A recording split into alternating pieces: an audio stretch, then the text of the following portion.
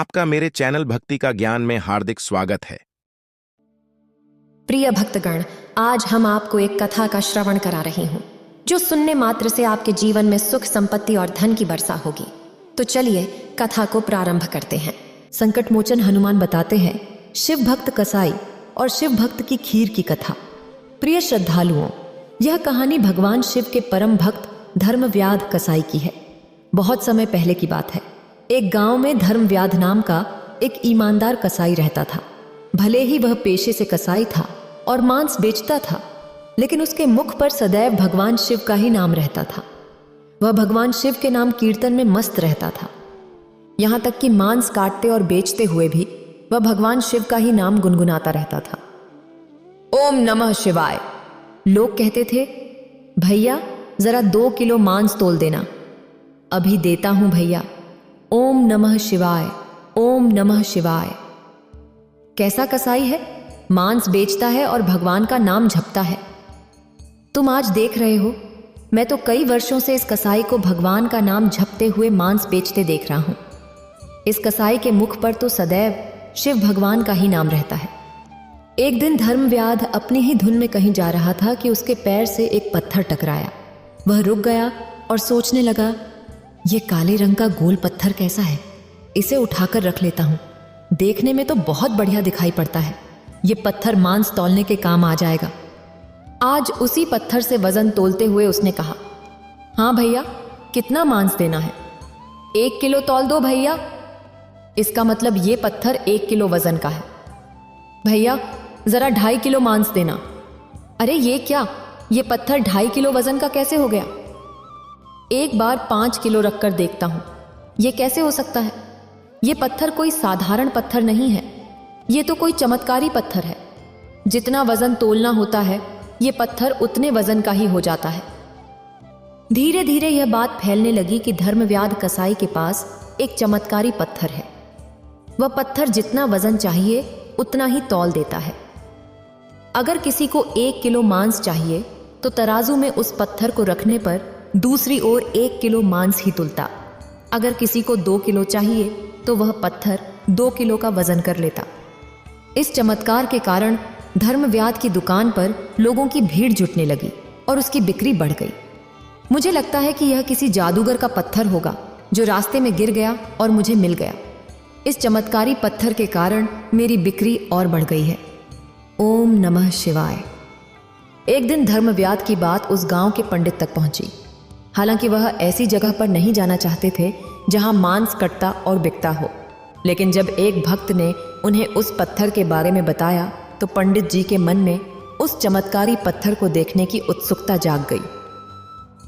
पंडित जी, आप नहीं जानते, धर्मव्याध कसाई के पास सचमुच एक चमत्कारी पत्थर है। वह पत्थर अपना वजन सामान के अनुसार कर लेता है। एक बार चलकर देख लें, आप अवश्य ही चकित हो जाएंगे। पंडित जी ने सोचा, अब तो इतना जोर दे रहा है तो दूर से ही उस पत्थर को देख लूंगा, पर निकट नहीं जाऊंगा। चलो देखो तो सही, आखिर कौन सा चमत्कारी पत्थर है। भक्त की बात सुनकर पंडित जी उसके साथ धर्मव्याध की दुकान के पास पहुंचे और दूर से खड़े होकर धर्मव्याध को मांस तौलते देखने लगे। उन्होंने देखा कि कैसे वह पत्थर हर प्रकार के वजन को बराबर तौल रहा था। वह ध्यान से उस पत्थर को देख रहे थे। अचानक पंडित जी के शरीर के रोए खड़े हो गए। यह कैसे हो सकता है? मुझे इस कसाई के पास जाकर बात करनी ही होगी। पंडित जी ने कहा, धर्मव्याध, मैं आश्चर्यचकित हूं। कृपया मुझे बताओ, यह चमत्कारी पत्थर कैसे काम करता है? धर्मव्याध ने मुस्कुराते हुए कहा, पंडित जी, यह पत्थर ही मुझे खींचकर आपकी दुकान पर ले आया है। पर शायद तुम इस बात से पूरी तरह अनजान हो। तुम जिसे पत्थर समझकर मांस तोल रहे हो, वास्तव में वो शिवलिंग है जो भगवान शिव का स्वरूप है। तुम ये नहीं जानते कि शिवलिंग को इस तरह मांस के बीच में रखना और उनसे मांस तोलना बहुत बड़ा पाप है। शिवलिंग पंडित जी, फिर तो मैं बहुत बड़ा पाप कर रहा हूं। मुझसे भूल हो गई। ओम नमः शिवाय। मुझे क्षमा करना, मैं आपके इस रूप को पहचान नहीं पाया। पंडित जी, आप तो ब्राह्मण हैं, अतः आपसे उत्तम सेवा और पूजा शिवलिंग के इस पत्थर स्वरूप की कोई नहीं कर सकता। धर्मव्याध, मैं भी नहीं। कृपया करके ये पत्थर आप रख लीजिए। पंडित जी, ठीक है धर्मव्याध, मैं शिवलिंग की सेवा करने के अवसर को भला कैसे ठुकरा सकता हूं? लाओ, ये मैं ले जाता हूं। पंडित जी उस शिवलिंग पत्थर को बहुत सम्मान से घर ले आए। घर आकर उन्होंने पूजा अर्चना आरंभ कर दी। कुछ दिन ही बीते थे कि एक रात पंडित जी के स्वप्न में भगवान शिव जी आए और बोले, हे ब्रह्मा, मैं तुम्हारी सेवाओं से प्रसन्न हूं, किंतु तुम मुझे उसी कसाई के पास छोड़ो। पंडित जी, हे प्रभु, क्या मुझसे आपकी पूजा अर्चना करने में कोई भूल हुई है? भगवान शिव जी कहते हैं, पर ब्राह्मण, तुम मेरी अर्चना पूजा करते हो, मुझे अच्छा लगता है, परंतु जो भक्त मेरे नाम का गुणगान करते रहते हैं उनको मैं अपने आप को भी भेज देता हूं। धर्मव्याध तुम्हारी तरह मेरी पूजा अर्चना नहीं करता है, परंतु वो हर समय मेरा नाम गुनगुनाता रहता है, उइरंबर करिए, जो भी मुझे अच्छा लगता है। इसीलिए तो मैं उसके पास गया था, और जो भी मेरा नाम सुबह शाम जपता है मैं तो उसी के अधीन हो जाता हूं। धर्मव्याध के मुख पर सदैव मेरा ही नाम रहता है, इसलिए मुझे वह बहुत प्रिय है। धर्मव्याध मुझे निस्वार्थ प्रेम से याद करता है, और मैं जानता हूं कि तुम्हारी तरह वह भी मेरा परम भक्त है। ठीक है प्रभु, आपकी आज्ञा अनुसार मैं कल ही आपका यह स्वरूप उस कसाई को सौंप दूंगा। पंडित जी अगले दिन ही धर्मव्याध कसाई के पास गए। उन्होंने उसे प्रणाम किया और सारी बात बताई। धर्मव्याध, तुम महान हो। भगवान शिव ने स्वयं तुम्हारे पास रहने की इच्छा जताई है। वे चाहते हैं कि उनके आशीर्वाद स्वरूप यह शिवलिंग सदैव तुम्हारे पास ही रहे और वे तुम्हारी सेवा का लाभ उठाएं। सच पंडित जी, प्रभु ने ऐसा कहा कि वे मेरे पास कसाई के पास रहना चाहते हैं। यदि प्रभु मेरे पास इस दुकान पर, जहां मैं मांस बेचता हूं, रह सकते हैं, तो मैं क्यों उनके लिए अपना सर्वस्व छोड़कर उनकी भक्ति में नहीं लग सकता? मैं अब मांस नहीं बेचूंगा। मैं अपने भगवान शिव शंकर की भक्ति में लीन रहूंगा। आज से मेरा यही नियम है कि भगवान शिव की भक्ति करना। पंडित जी ने शिवलिंग को धर्मव्याध को सौंप दिया। धर्मव्याध कसाई की आंखों में आंसू आ गए।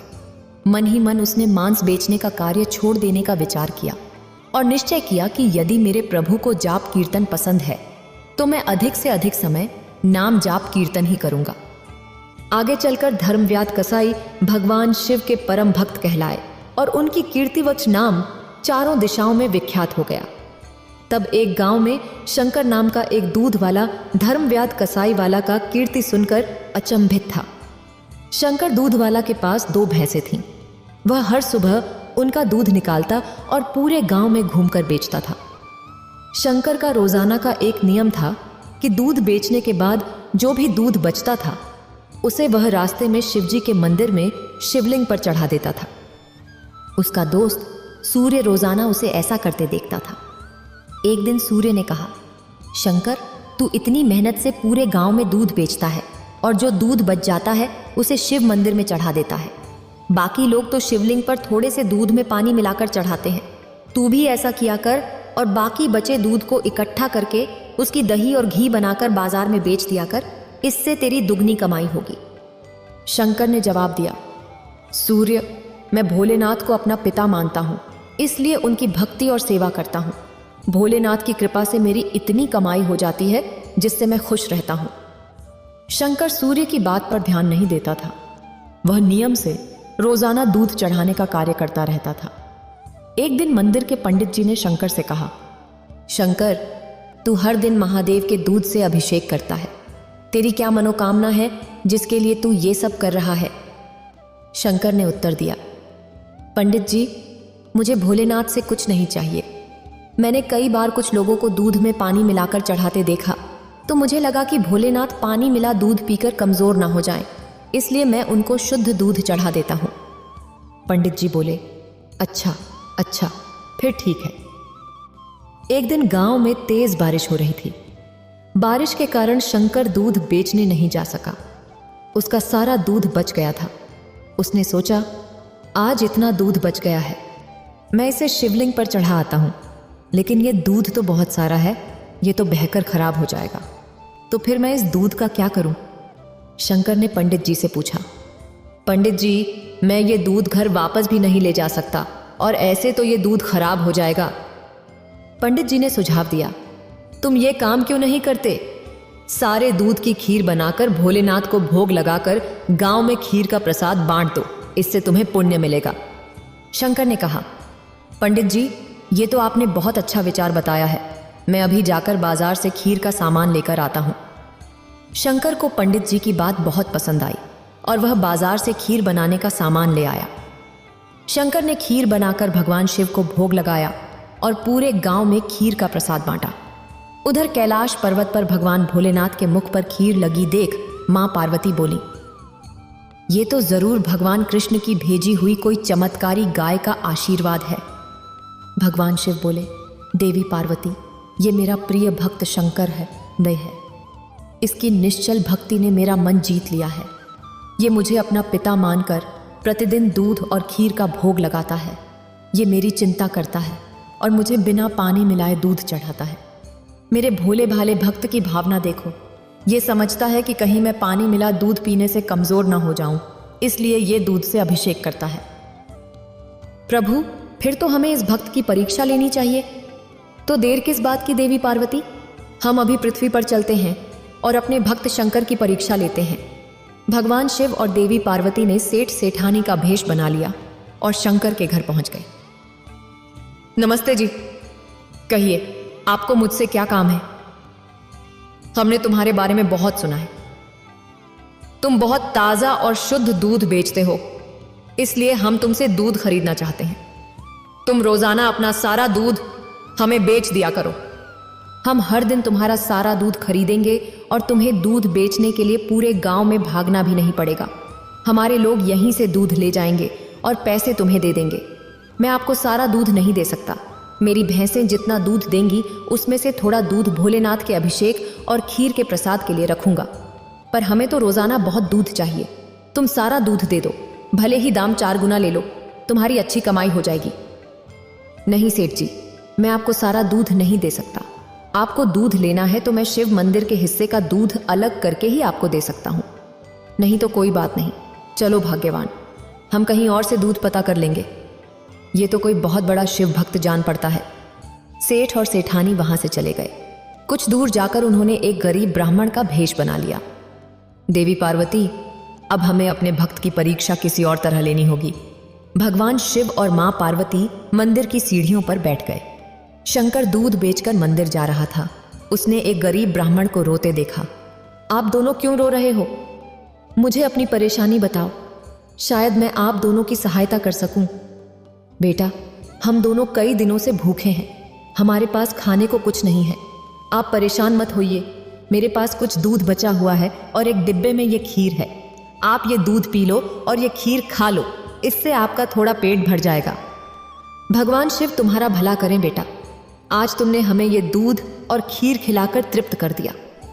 अगर मैं तुम्हें भूखा छोड़कर भगवान भोलेनाथ को ये दूध और खीर का भोग लगाता तो वो भी इसे ग्रहण नहीं करते, क्योंकि जैसे मैं उन्हें अपना पिता मानता हूं वैसे ही वो भी तुम्हारे पिता हैं। तो मैं उनकी संतान को भूखा कैसे रख सकता था, इसलिए मैंने ये दूध और खीर तुम्हें दिया।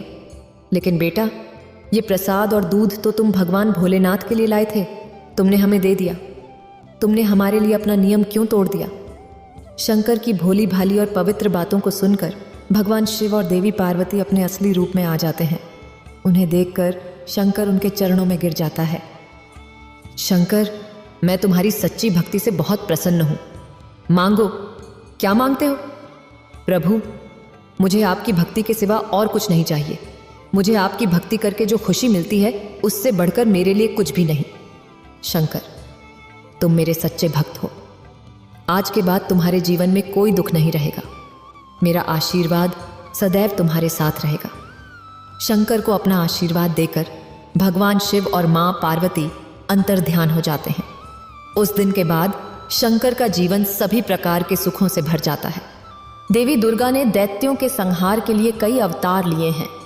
उदाहरण के तौर पर महिषासुर, धूम्र, विलोचन, शुंभ, निशुंभ जैसे कई दैत्यों का वध करने के लिए देवी दुर्गा ने अवतार लिए हैं।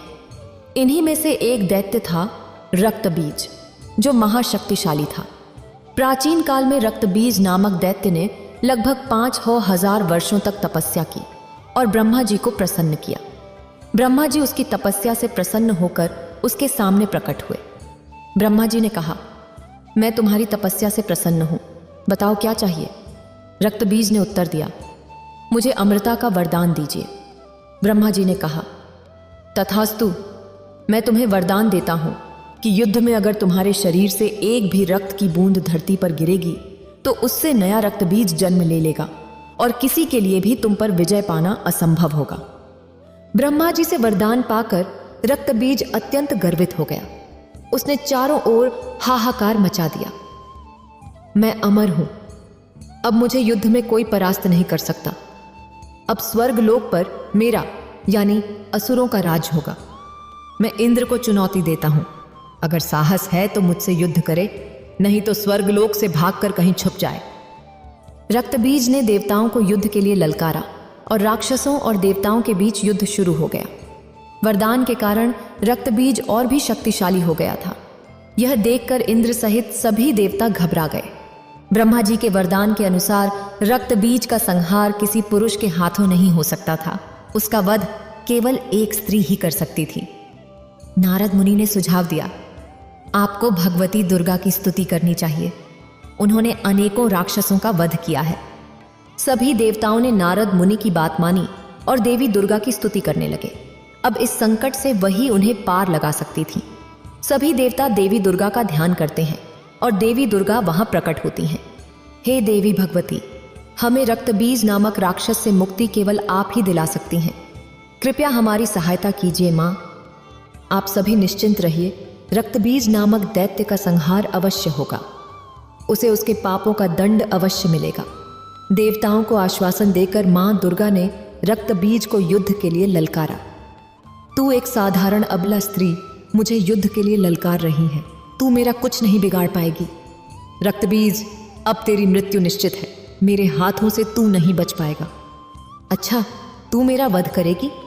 देखता हूं यह कैसे संभव होता है। मां दुर्गा और रक्तबीज के बीच युद्ध शुरू हो जाता है। मां दुर्गा के वार से जब रक्तबीज घायल होता तो उसके रक्त की बूंदें धरती पर गिरते ही ढेर सारे नए रक्तबीज पैदा हो जाते। एक रक्तबीज मरता तो दूसरा सामने आ जाता। मां दुर्गा उसके अंग काटती तो धरती पर गिरते ही रक्त की बूंदें फिर से नए रक्तबीज बना देती। ये सब क्या हो रहा है? ये रक्तबीज मारा क्यों नहीं जा रहा?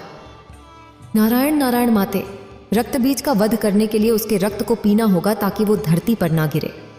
ब्रह्मा जी के वरदान के अनुसार रक्तबीज का रक्त पृथ्वी पर गिरते ही अनेकों रक्तबीज पैदा हो जाएंगे। इसका संहार करने के लिए ऐसा कुछ करना होगा ताकि रक्तबीज का रक्त पृथ्वी पर ना गिरे। अच्छा, तो ये बात है देवर्षि नारद, इसके लिए मुझे चंडिका को बुलाना होगा। देवी पार्वती को मां काली का रूप धरना होगा ताकि वो इस दानव का रक्तपान कर सके। तत्पश्चात मैं इस राक्षस का संहार करूंगी। इसके लिए तो देवताओं को देवी पार्वती से विनती करनी होगी कि वो मां काली का अवतार लेकर इस दानव का विनाश करें। सभी देवता मां पार्वती का आह्वान करने लगे। देवी पार्वती देवताओं के समक्ष प्रकट हुई। देवी पार्वती, आपको काली का रूप धारण करना होगा ताकि जब भी मैं इस राक्षस पर प्रहार करूं आप इसका रक्त पी लें। आप चिंता मत करें देवी दुर्गा, मैं इस दानव के रक्त की एक बूंद भी धरती पर नहीं गिरने दूंगी। देखते ही देखते मां पार्वती ने काली का रूप धारण कर लिया, जिन्हें देखकर दानव तो क्या, देवता भी थर थर कांपने लगे और उनके समक्ष हाथ जोड़े खड़े रहे। मां काली ने दैत्यों का गिरता रक्त पीना शुरू कर दिया। इससे नया दैत्य उत्पन्न नहीं हो रहा था। मां काली ने अपना मुंह विकराल कर लिया। उन्होंने कई राक्षसों को निगल लिया। मां काली का क्रोध बढ़ता ही जा रहा था। सब दैत्य मारे जा चुके थे, केवल रक्त बीज का वध होना ही बाकी था। देवी दुर्गा की जय हो, देवी काली की जय हो। हे काली, रक्त बीज का वध तभी होगा जब इसके शरीर का सारा रक्त बाहर निकल जाएगा। आपको रक्त बीज के रक्त का पान करना होगा और ध्यान रहे कि रक्त बीज के रक्त की एक बूंद भी धरती पर न गिरने पाए।